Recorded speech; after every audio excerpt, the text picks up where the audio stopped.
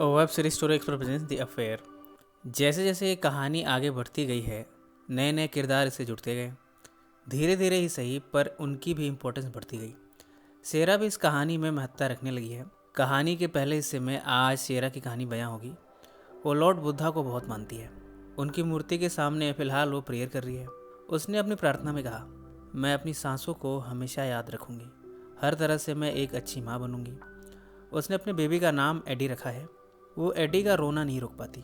उसे नहीं पता कि रोते बच्चे को कैसे मनाते हैं। फिलहाल वो कार से ड्राइव करती हुई उसे कहीं ले जा रही है। उसने अपने बेबी से कहा, प्लीज़ मत रो, आज मेरा ऑडिशन है। अगर ये क्लियर हो गया तो हम दोनों की मुश्किलें आसान हो जाएंगी। हम दोनों को इस काम की ज़रूरत है। प्लीज़ सोने की कोशिश करो। पर एडी को ये सब कहाँ से समझ आए। वो तो रोता गया बस। जब वो कार पार्क करके उसे सीट से उठाने लगी, तब उसने देखा कि वो सो गया है। उसे कार में ही छोड़ देना उसे उचित लगा। उसने ऑडिशन तो दे दिया, पर उसके सफल होने की उम्मीद बहुत कम है। वो दौड़ती हुई कार के पास आ गई। एडी उठ चुका था। वो रो रहा था। शेरा ने उसे गले से लगाया और माफ़ी मांगी। वो कार के बल सिर रखकर रोने लगी कि वो कितनी बेवकूफ़ है जो एडी को ऐसे ही छोड़ गई। जब वो घर पहुंची तब उसकी माँ एडलिन शेरा और एडी से मिलने आई है। सब ने साथ में अच्छा वक्त बिताया। इतने में शेरा को फ़ोन आया ये बताने के लिए कि उसका इस रोल के लिए सिलेक्शन हो गया है, पर उसे अगले ही दिन सेट पर पहुंचना होगा। जिस एक्ट्रेस को रिप्लेस कर रही है वो अवेलेबल नहीं है। ये खबर उसने अपनी माँ को भी दी। वो भी इस खबर से बड़ी खुश है। यहाँ उसने अपनी माँ के ही सामने उस रोल को परफॉर्म करके दिखाया जो वो करने वाली है। दरअसल एडलिन भी इसी एक्टिंग लाइन से जुड़ी हैं। उन्हें एक्टिंग की अच्छी खासी समझ है। उन्होंने शेरा को कुछ गाइडेंस भी दी। अगले दिन भी एडलिन ने आने का वादा किया है, क्योंकि जब शेरा सेट पर रहेगी तब घर में कोई तो चाहिए एडी को देखभाल के लिए। पर रात को जब वो सोने गई तब एडलिन ने मैसेज किया, मैं फ्लू से बीमार हो गई हूँ। मैं ये फ्लू एडी को नहीं देना चाहती, इसलिए मेरा आना मुश्किल है। वो एडी को लिए हेलन के पास पहुँची है, पर हेलन ने कहा, मुझे भी कुछ काम है। शेरा उसे बार बार मिन्नतें करने लगी, पर हेलन अब काफ़ी बदली बदली सी बिहेव करने लगी है। ये बदलाव उसमें शशा के आने के बाद हुआ है। उसने कहा, तुमने बच्चा पैदा किया है, अब तुम ही झेलो। ऐसा कहकर उसके मुंह पर ही हेलन ने गेट बंद कर दिया। पर जब परेशान शेरा जाने को थी तभी स्टेसी बाहर आई। उसने कहा, मैंने आप दोनों की बातें सुन ली हैं। मैं एडी के लिए बेबी सिटिंग करने को तैयार हूँ। मुझे बहुत खुशी होगी अगर आप ऐसा करने दें। शेरा को यह सुनकर राहत महसूस हुई है। इसके बाद वो अपने शूट पर पहुंची है। शूट के बाद वो घर पहुंची। रात के 2 बजे जब वो हेलन के घर पहुंची तब हेलन सो रही थी। शेरा ने उसे उठाया। हेलन ने कहा, तुम्हें मालूम है स्टेसी सिर्फ 12 साल की है और तुमने उसके भरोसे एक 4 महीने के बच्चे को छोड़ दिया। शेरा ने इसके लिए माफ़ी मांगी। हेलन ने ज़्यादा इन सब बातों को तवज्जो दी नहीं और अपने कमरे में चली गई। इस समय भी शेरा एडी को मना नहीं पा रही है। जब वो उसका रोना नहीं रोक पाई तो खुद रोने लगी। कार में भी पूरे रास्ते एडी रोता रहा। शेरा कभी कार चलाती तो कभी एडी को मनाती। ऐसे में गाड़ी का एक्सीडेंट हो गया। शेरा को बहुत चोट आई है। उसके नाक से खून बह निकला। वो कार से उतरी। उसे नहीं मालूम कि एडी की क्या हालत है। वो सीट पर गई तो देखा कि एडी चुपचाप अपनी सीट पर बैठा हुआ है। शेरा की जैसे जान में जान आई। वो जख्मी हालत में सिसकते हुए बच्चे को कार से दूर ले गई। वो कार अब ऐसा लगता है ब्लास्ट होने को है। और अब कहानी का अगला हिस्सा, जिसमें हेलन की कहानी बयां होगी। अब अक्सर वो शशा के साथ होती है। आज भी उसी के बेड से सोकर उठी है। थोड़ी देर में कैरोलिन भी आई इस घर में। कैरोलिन से शशा का क्या रिश्ता है ये अभी डिस्क्लोज नहीं हुआ है। हेलन जब कैरोलिन से बातें कर रही थी तब दरवाजे पर किसी ने आवाज़ दी, ये नोआ है। हेलन गेट तक पहुंची। उसे यहाँ से चले जाने को कहा। उसने कहा, तुम अब क्या लेने आए हो, जाओ अपना काम करो। नोआ ने कहा, मुझे माफ़ कर दो हर चीज़ के लिए। मैंने एलिसन को तुम्हारे बेडरूम में बुलाकर सबसे बड़ी गलती की थी, पर अब मैं अपनी भूल को सुधारना चाहता हूँ। हेलन ने उसे जाने को कहा। अब उसे नोआ की कोई फिक्र नहीं। नोआ ने कहा, तुम समझ नहीं पा रही हो, मैं तुमसे प्यार करता हूँ। मैंने इस बारे में बहुत सोचा। मुझे एहसास है कि मैंने बहुत बड़ी भूल कर दी थी। मैंने हमेशा तुमसे प्यार किया है। नोआ की इन मिन्नतों पर हेलन को कुछ असर हुआ है। उसने कहा, मुझे समझ नहीं आ रहा कि जो शब्द तुम कह रहे हो तुम्हारे लिए उनके क्या मायने हैं। मैंने तुम्हें सेकंड चांस भी दिया था, तुमने उसकी भी कदर नहीं की।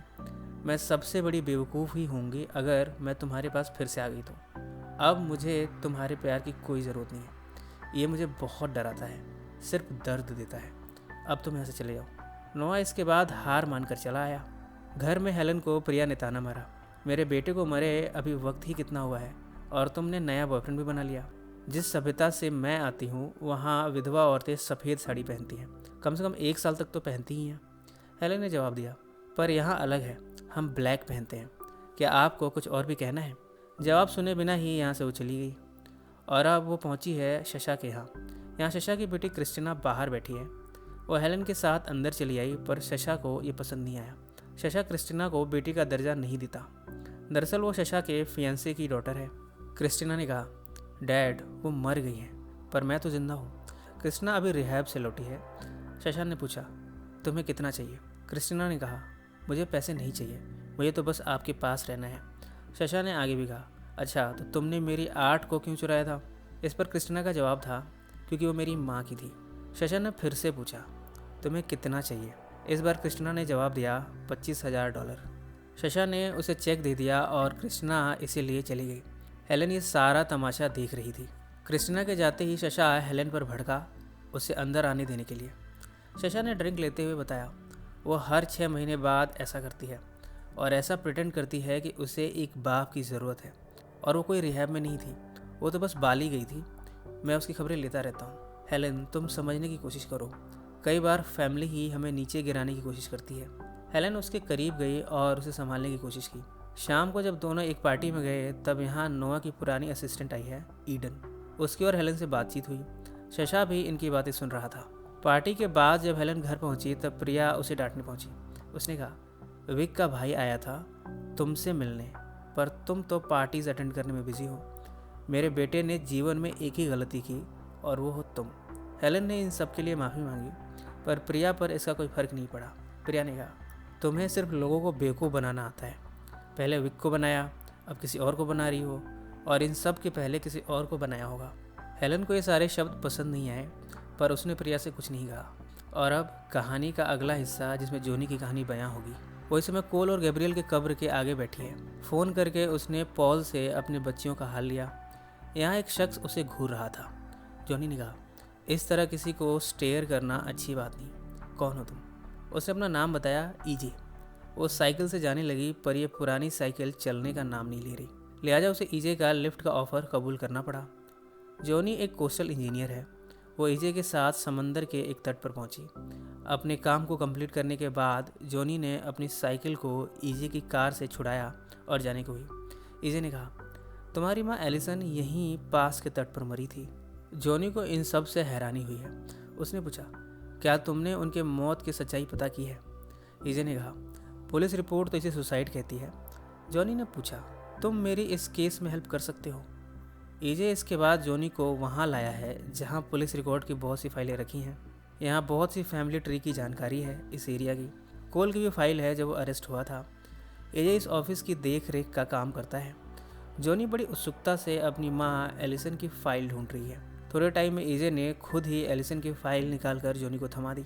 जोनी ने जब इसे खोला तो इसमें एक नोट है जिसमें बेन के साथ पुलिस द्वारा पूछताछ का ब्यौरा लिखा है।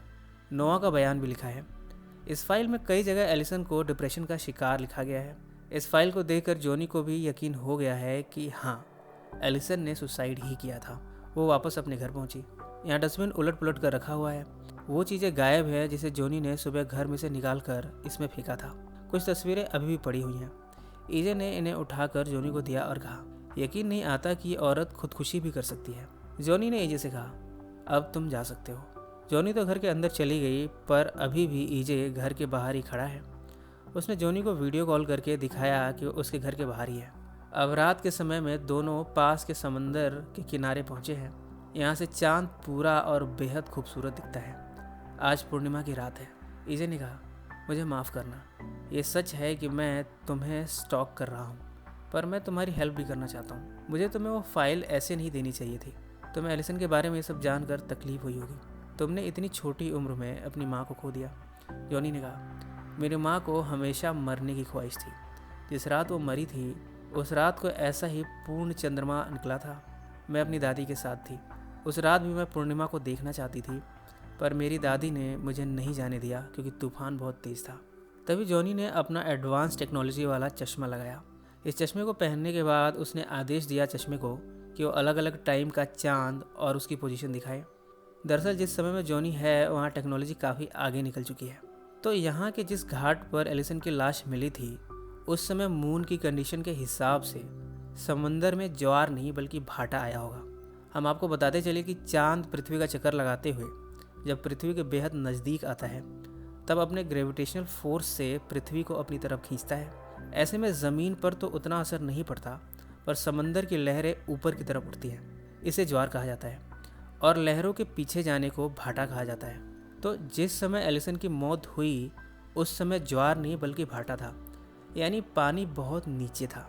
ऐसे में लहरें उसे नहीं खींच पाई होंगी क्योंकि वो बहुत नीचे होंगी, जबकि रिपोर्ट तो ये कहती है कि लहरों ने उसे अपनी तरफ खींचा था। इसी बात ने जॉनी के दिमाग में शक पैदा किया है। अगर एलिसन कूदी भी होगी तो वहाँ उस किनारे पर उस समय उतना पानी नहीं रहा होगा। उसका कूदना ऐसा रहा होगा जैसा कोई बाथरूम में कूदा हो। इजे ने कहा, पर उसकी बॉडी तो चट्टानों के ऊपर मिली थी। जॉनी ने कहा, पर यह तो फाइल में लिखा है ना। जॉनी बड़ी तेज़ी से यहाँ से जाने को हुई। बैकग्राउंड में एलिसन ने मरते वक्त जो कुछ कहा था, क्या तुम मुझे मारने वाले हो, मैंने पूरी ज़िंदगी सिर्फ दर्द सहा है, ये सब कुछ चल रहा है। ऐसा लग रहा है जैसे जॉनी किसी क्लू तक पहुंच गई है। शायद वो एलिसन की मौत का राज जान पाएगी। यहाँ इजे को उसने किस किया, इस खुशी में कि उसकी वजह से वो अपने इस छानबीन में एक कदम आगे बढ़ पाई है। घर पहुंचकर दोनों हम बिस्तर हुए। अगली सुबह वो बहुत से सवालों को लिए वापस अपनी फैमिली के पास जा रही है। अगर उसकी माँ ने सुसाइड नहीं किया तो भला उसे किसने मारा, और क्या वो अभी भी जिंदा है। वापस पहुंचकर वो पॉल और अपने दोनों बेटियों के साथ है, पर उसके अंदर बार बार एक ही सवाल उसे परेशान किए जा रहे हैं। इतने में लुइजा आई है। वो अब बहुत बूढ़ी हो गई है। वो ये देखकर भी खुश है कि उसकी बेटी ने एक परिवार बसाया है, इसमें उसकी खुशियाँ हैं। ये सब देखना उसके लिए बड़ा सुकून भरा है। जब ये दोनों अकेले में थी तब लुइजा ने कहा, तुम कितनी मेहनत करती हो। जॉनी ने कहा, मैंने ये सब आपसे ही सीखा है। इस उम्र में भी आप कितनी मेहनत करती हैं। लुइजा ने पूछा, मोन्टॉक का टूर कैसा रहा। जॉनी ने कहा, डैड ने उस घर को कबाड़ खाना बना रखा था। मैंने बहुत सफाई की उसमें। मुझे इस बात का बहुत दुख है कि वो उस घर में अकेले मर गए। मुझे उन्हें कन्विंस करना चाहिए था हमारे पास मूव इन करने के लिए। वो कैसे वहाँ रहते थे, कोई बिजली नहीं थी, कोई कंपनी नहीं थी वहाँ पे। लुइजा ने कहा, तुम्हें गिल्टी फील करने की कोई ज़रूरत नहीं है। कोल मोन्टॉक को छोड़ना ही नहीं चाहता था। उसकी यादें जुड़ी थी उस जगह से और बड़ा डिटरमाइंड रहता था वो हर चीज़ के लिए। और यही क्वालिटीज़ तुम में भी हैं। तुम बिल्कुल कोल के जैसी हो। जॉनी ने कहा, माँ, मैं जानती हूँ कि आपने उनसे कितना प्यार किया था। मैं आपसे कुछ पूछना चाहती हूँ। मुझे वहाँ बहुत से फ़ोटोज़ और ख़त मिले थे एलिसन के। लुइजा ने पूछा, तो तुमने उन सब का क्या किया। जॉनी ने बताया कि उसने इन्हें फेंक दिया। लुइजा जानना चाहती है कि उसने ऐसा क्यों किया। जॉनी ने बताया, क्योंकि मैं अपनी माँ से नफरत करती हूँ। उन्होंने सब कुछ बर्बाद कर दिया। इस समय जॉनी भावुक हो गई थी। उसने आगे भी कहा, मेरे लिए अच्छी यादें सिर्फ तभी की हैं जब आप और डैड मेरे साथ थे। एलिसन के मरने के बाद जब आप दोनों अलग हो गए, उसके बाद मेरा बचपन भी जैसे ख़त्म हो गया। लुइजा ने एलिसन की साइड लेते हुए कहा, जॉनी, तुम अपनी माँ को गलत मत समझो। वो पूरी ज़िंदगी तकलीफ़ में रही। अपने पहले बेटे को खोने का गम वो भुला ही नहीं पाई। वो तुम्हारी तरह स्ट्रांग नहीं थी, पर वो तुम्हें बहुत प्यार करती थी। जॉनी ने इस बात को काटते हुए कहा, मैं उनके लिए सिर्फ एक रिप्लेसमेंट चाइल्ड थी। कभी कभी तो मुझे लगता है कि वो हम सबको उतनी तकलीफ देना चाहती थी जितनी कि उन्होंने खुद झेली थी। पर आपने कभी भी उस रात के बारे में बात नहीं की जिस रात उनकी मौत हुई थी। आखिर उनके साथ क्या हुआ था। लुइजा ने कहा, मैं एक 7 साल की बच्ची को सुसाइड के बारे में कैसे बात करती। जॉनी ने पूछा, आपको लगता है कि वो सुसाइड था। लुइजा ने जवाब दिया, बिल्कुल ऐसा ही था। पर तुम्हें कोई शक है क्या। जॉनी को अभी भी श्योर नहीं इस बारे में। लुइजा ने आगे भी कहा, देखो जॉनी, कोल ने उसके बाद की ज़िंदगी एलिसन के भूत का पीछा करते हुए बिताया। वो उसे भूल ही नहीं पाया। उसके बारे में इन्वेस्टिगेशन करता रहा, कहाँ हुआ, कैसे हुआ, क्या हुआ। अब तुम भी अपनी ज़िंदगी इसमें बर्बाद मत करो। मेरी बात मान लो, उसने सुसाइड ही किया था और तुम तो मेरी अच्छी बेटी हो। अपने करियर पर ध्यान दो। अगली सुबह जॉनी ने देखा कि उसके गार्डन का सेंसर ये इंडिकेट कर रहा है कि पत्तियाँ अब सूख रही हैं क्योंकि ऑक्सीजन लेवल गिर चुका है। सारी स्ट्रॉबेरीज खराब हो चुकी हैं। उसने गुस्से में सारे पौधों को उखाड़ फेंका। पॉल आया उसे संभालने के लिए। जॉनी कभी कभी बड़ा अजीब बिहेव करने लग जाती है। फिलहाल वो मैडलिन को अडॉप्ट करने के आइडिया पर उससे लड़ पड़ी। उसी ने आइडिया दिया था एडॉप्शन का। इसके बाद जब पॉल जाने को हुआ तब जॉनी ने कहा, पॉल, मैंने तुम्हें चीट किया है, सालों से करती आ रही हूँ। पॉल ने पहले तो उदासी दिखाई और फिर कहा, तुम अभी मेरे घर से निकल जाओ। जॉनी ने कहा, तुम्हें हो क्या गया है? ये 21वीं शताब्दी है। 30 सेकंड पहले तुम मुझे अपने बेडरूम में बुला रहे थे और अब ये सब जानकर मुझे घर से निकाल रहे हो। अभी भी तो मैं वही इंसान हूँ जो 30 सेकंड पहले थी। सिर्फ सच बता देने की वजह से मैं बदल गई? क्या बदल गया? कुछ भी नहीं बदला है। पॉल ने कहा, नहीं जॉनी, अब सब बदल गया है। ये सब कहकर पॉल ने जॉनी को घर से निकाल दिया है। अब जॉनी बैग लिए इस घर से निकल चुकी है। उसने ईजे को फ़ोन लगाया और उसके घर पहुंची। बातों बातों में जॉनी ने ईजे से कहा, मेरे पिता ने मरने से पहले 911 पर कॉल किया था।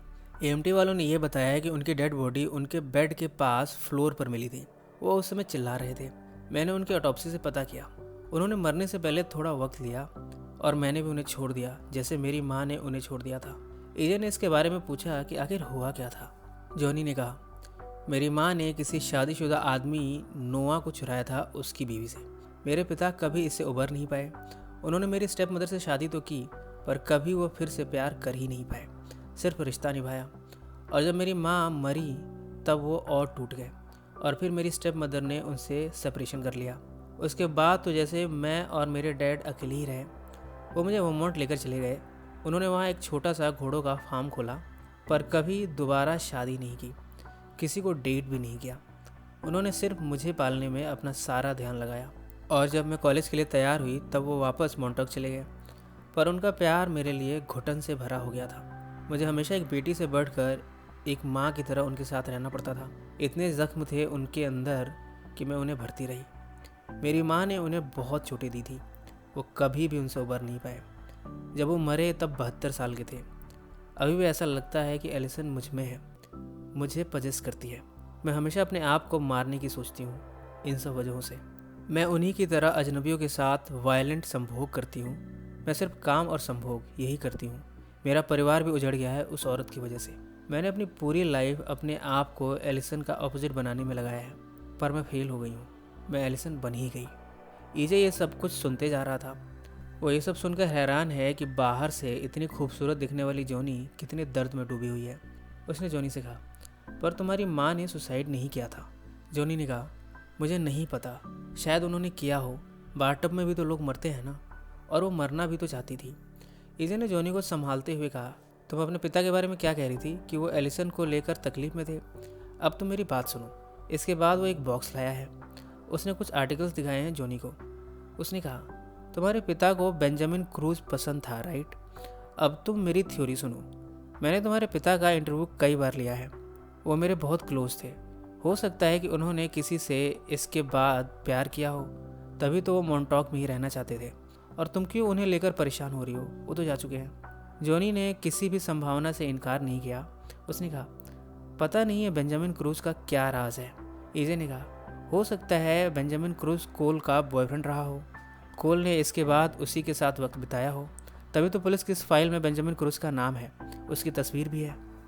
पर उसे याद आया कि किस तरह वो दौड़कर अपने डैड के पास जाती थी और उसके डैड उसे गोद में लेते थे। तभी एलिसन आई थी, उसे चूमा था। तभी एक शख्स आया था अपने हाथ में फूल लिए। एलिसन ने पहले माले से चिल्लाते हुए कोल से कहा, ये मेरा दोस्त है बेन। 7 साल की जॉनी ये सब देख रही थी। ये बात अब जब जॉनी को याद आई है तब उसने उस बॉक्स के न्यूज़पेपर आर्टिकल्स को खोला है जिसमें बेन की फ़ोटो है। ये देखकर जॉनी को सब समझ आ गया है। उसने एजे से कहा, बेन मेरे डैड का बॉयफ्रेंड नहीं था, वो तो मेरी माँ एलिसन का बॉयफ्रेंड था। अब मुझे याद आ रहा है, और हो ना हो उसी ने मेरी माँ को मारा है। इसी नोट पर कहानी का ये हिस्सा यही समाप्त हो गया। अब जॉनी सच के काफ़ी करीब पहुँच गई है, पर क्या वो बेन को ढूंढ पाएगी? और क्या बेन जिंदा भी है? ये सब हमें आगे के पार्ट्स में पता चलेगा। सो फ्रेंड्स, फिर मिलेंगे ज़िंदगी के किसी नए मोड़ पर।